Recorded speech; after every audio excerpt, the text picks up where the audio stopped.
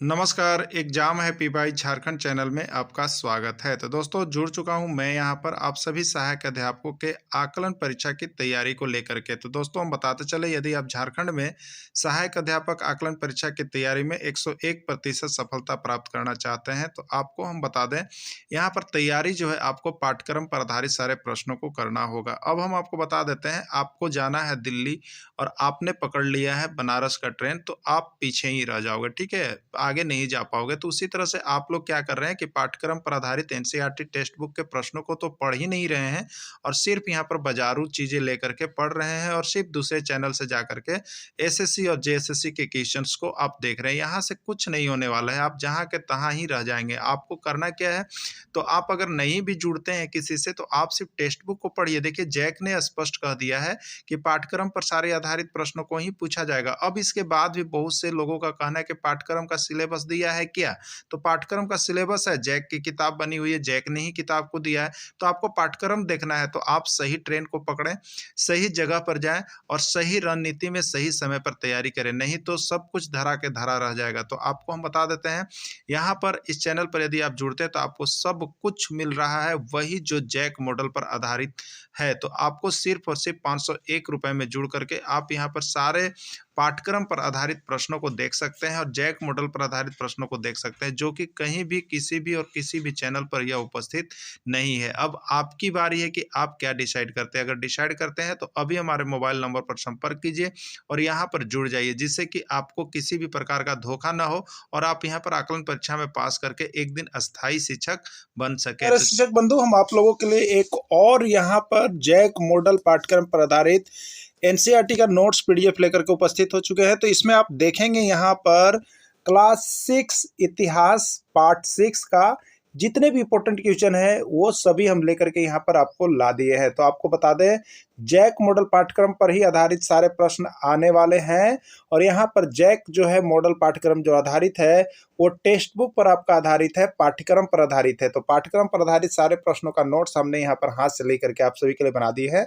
आप सभी जुड़ने के बाद अभी यहाँ से सारे नोट्स परचेज कर लेंगे और उनका वीडियो भी आपको मिल जाएगा सारा, जिसमें आप देखने के बाद यहाँ से 101% आपकी सफलता निश्चित हो रही है और यहीं से सारे प्रश्न पूछे जाएंगे। तो आप जरूर जुड़ जाएंगे और यहाँ से सारे क्लास का नोट्स और पीडीएफ मिल जाएगा। चलिए देखते हैं पहला प्रश्न क्या इसमें कहा गया है। सबसे महत्वपूर्ण महाजनपद कौन था, मगध, अवंती, वत्स या कुरु। तो देखिए यहाँ पर जो महाजनपद थे वो महाजनपद में सबसे महत्वपूर्ण महाजनपद जो था वो आपका यहाँ पर मगध था। कौन था, मगध सबसे महत्वपूर्ण महाजनपद था। नंद वंश का अंतिम शासक कौन था, नंद वंश का अंतिम शासक कौन था, कालाशोक, सिकंदर, महापद्म नंद या धनानंद। ठीक है, तो नंद वंश का अंतिम जो शासक था वो देखिए आपको था धनानंद। ठीक है, कौन है, नंद वंश का अंतिम शासक धनानंद था। मौर्य वंश का स्थापना किसने किया, बिंबिसार, चंद्रगुप्त प्रथम, चंद्रगुप्त द्वितीय या चंद्रगुप्त मौर्य, यानी मौर्य वंश का स्थापना किसने किया। तो मौर्य वंश का जो संस्थापक थे जिसने स्थापना किया उनका नाम था चंद्रगुप्त मौर्य। मौर्य वंश के संस्थापक चंद्रगुप्त मौर्य थे। चंद्रगुप्त मौर्य ने किसकी सहायता से धनानंद की हत्या कर मौर्य वंश का स्थापना किया था। बहुत इंपॉर्टेंट क्वेश्चन और बहुत बार आया हुआ है। किसकी सहायता से, तो वो थे चाणक्य, वो थे कौटिल्य, जिसकी सहायता से चंद्रगुप्त मौर्य ने यहाँ पर धनानंद की हत्या कर मौर्य वंश का स्थापना किए थे। अगला है, सर्वप्रथम आम चुनाव कब हुए, 1951 ईस्वी, 1952 ईस्वी, 1953 ईस्वी या 1954 ईस्वी। तो सर्वप्रथम आम चुनाव कब हुए, ये भी 1001 बार प्रश्न पूछा गया है और आपके लिए भी MVBI है। तो 1952 ईस्वी इसका राइट आंसर होगा। 1952 ईस्वी में प्रथम आम चुनाव हुआ था।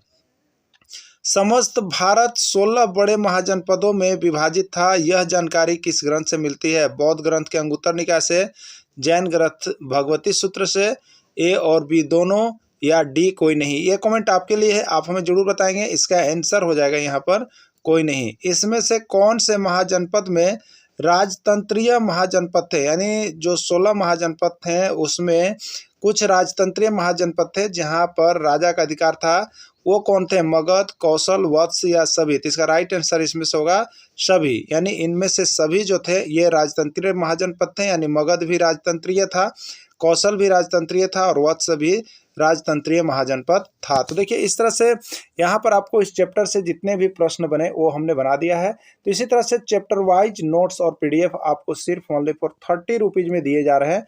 आप सभी नोट्स और वीडियो देख लेंगे तो यहीं से सारे प्रश्न छपने वाले आपके हैं। वीडियो के अंत तक जुड़े रहे, इसके लिए आप सभी को बहुत बहुत धन्यवाद।